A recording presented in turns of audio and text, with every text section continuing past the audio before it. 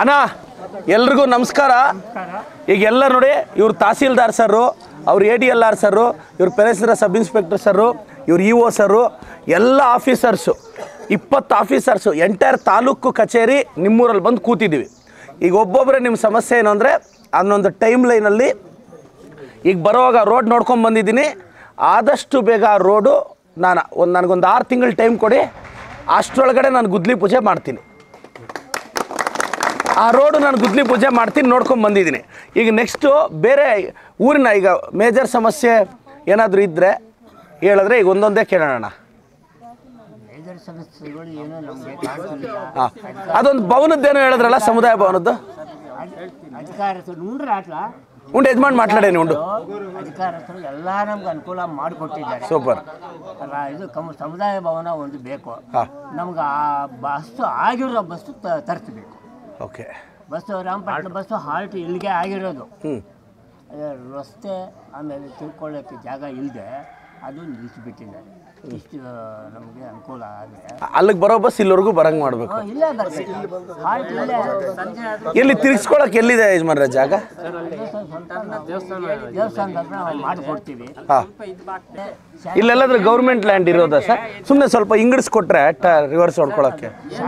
ಬೆಳಗ್ಗೆ ಇಲ್ಲಿಂದ ಆ ಊರಿಂದ ಸುಮಾರು ಅಂತಂದ್ರೆ 25-30 ಜನ ಚಿಕ್ಕಬಳ್ಳಾಪುರ ಕಾಲೇಜಿಗೆ ಹೋಗ್ತಾರೆ. ಎಲ್ಲ ಮಕ್ಕಳು ಅಣ್ಣ ಅದೇನೀಗ ಅವ್ರು ಹೇಳ್ತಿರೋದೇನಂದ್ರೆ ಅದೇ ತಿರ್ಗಿಸ್ಕೊಳಕ್ ಜಾಗ ಇಲ್ಲ ಅನ್ನೋದು ಅಷ್ಟೇ. ಈಗಿರಿ, ಈಗ ಅದು ಜಾಗ ಇನ್ಸ್ಪೆಕ್ಷನ್ ಮಾಡೋಣ. ನೀವು ಊರವ್ರು ಸ್ವಲ್ಪ ಇದು ಮಾಡಿದ್ರೆ ನಾನು ಕ್ಲೀನ್ ಮಾಡಿಸಿ. ಆಯ್ತು, ಅದಾಯ್ತು. ಸಮುದಾಯ ಭವನ ಸರ್, ಇದು PDO ಅವರೇ, ಸಮುದಾಯ ಭವನಕ್ಕೆ ಜಾಗ ಇದೆಯಾ? ಅದು ಜಾಗ ಜಾಸ್ತಿ ಇದೆ ಸರ್. ಎಷ್ಟಿದೆ? ಸುಮಾರು ಅಂದ್ರೆ ಒಂದು ಅರ್ಧ ಎಕರೆ ಮೇಲೆ ಬರುತ್ತೆ. ಆದ್ರೆ ಏನ್ ಮಾಡಿದಾರೆ, ಎಲ್ಲರೂ ಅಷ್ಟೇ ತಿಪ್ಪೆ ಹಾಕೊಂಡಿದ್ದಾರೆ.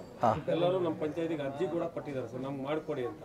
ನಾವು ಒಂದ್ಸತಿ 2 ಸತಿ ಬಂದ್ಬಿಟ್ಟು ಎಲ್ಲರಿಗೂ ಹೇಳಿದೆ, ರಸ್ತೆಗಳೆಲ್ಲ ವಿಂಗಡಿಸ್ಕೊಂಡು ಆಮೇಲೆ ಬೇಕಾದ್ರೆ ನೀವು ಇದು ಮಾಡಿಸ್ಕೊಡ್ರಪ್ಪ ಅಂತ ಹೇಳ್ಬಿಟ್ಟು ಹೋದ್ರೆ ಜಾಗ ಎಲ್ಲ ಯಾರಿಗೂ ಮಾಡಿಲ್ಲ ಸರ್. ಹಂಗೆ ಐತೆ. ಏನಿವ ಸರ್, ಅದು ಯಾವ ಥರ ಮಾಡೋದು? ಈಗ ನಿವೇಶನ ರೈತರ ಇದ್ರೆ ಉಳಿದ್ಬಿಟ್ಟು ಅವ್ರು ಕೊಡೋಣ. ಒಂದು ಸಮುದಾಯ ಭವನಕ್ಕೆ ಒಂದು ಜಾಗ ಕೊಡ್ತಾರೆ, ರಿಸರ್ವ್ ಮಾಡ್ತಾರೆ.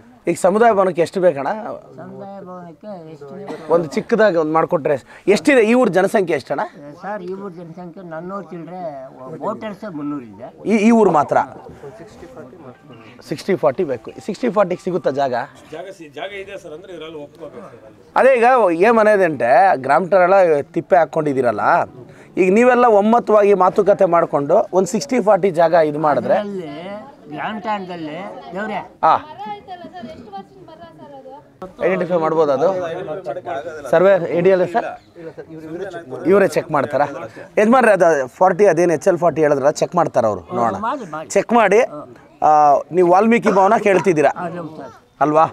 ಆಯಿತು. ಈಗ ಅದು ಐಡೆಂಟಿಫೈ ಆಗಿದ ತಕ್ಷಣ, ಈಗ ಮೊನ್ನೆ ಸಿದ್ಧಗನಹಳ್ಳಿ ಇದು ಉದಿಗನಾರ್ಪನಹಳ್ಳಿ ಸ್ಟೇಟಸ್ ಏನು ಸರ್?